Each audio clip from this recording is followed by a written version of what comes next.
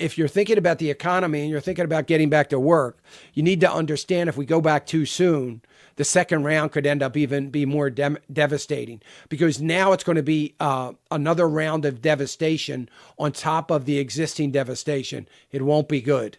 It'll be ugly. And I think it would be a huge mistake to move too quickly. I think President Trump did the right thing by putting it in the hands of the governors, and it is up to those governors to do something. But I read this morning about Governor Abbott, Republican governor in Texas, saying that he is taking a look at this for a number of different things to reopen as soon as next week. He said, it goes on to talk about, and this was out of the Wall Street Journal, that Mr. Abbott announced that this comes after some heavy pressure from the business community to get people back to work again. So if the governors are going to fall prey to the pressure that they are receiving from, the business sector, then we're probably going to be doomed if we're not careful. We've got to, let's fall to the pressure of the health officials. I need to reiterate this. This is a public health crisis. It is not a public business crisis. It's a public health crisis, to the likes of which we, at least those of us that are alive today, have never seen. So, to bow to public business sector in lieu of the public health sector would be a huge mistake. Nobody wants the economy to get up and running again more than I do. I get it. I understand it. And I understand it for the businesses. It's important. They don't want to lose what they've worked for. I get all that.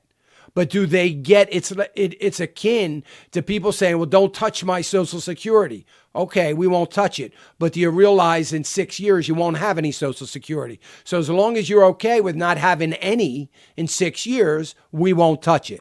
How's that sound? That's what politicians need to do on Social Security. We won't touch it, but you're probably going to live to see the day where you don't have any money coming in. So make sure you tell your kids, if you're fortunate enough to have kids, that they're going to have to take care of you. Boy, wouldn't that change the tune? Well, this is the same thing.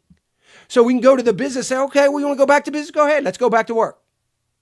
But keep in mind, when you're losing all of your employees to COVID, it's only going to be twice as bad as the first round. Now we're going to be looking at sometime in next summer, not this summer, next summer, before we get back to work, if we don't have a vaccine and a treatment. Let's just be patient. Look, do you understand we're going to have a negative growth rate for the year this year? Hopefully it stays to single digits, but we're going to have a negative growth rate.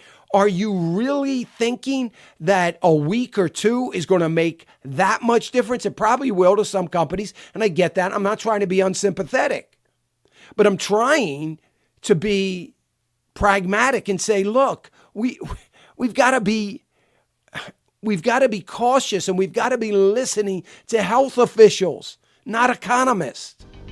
Hey, remember to click the subscribe button right here on the screen. And don't forget to hit the notification bell so you'll be notified when new content is added.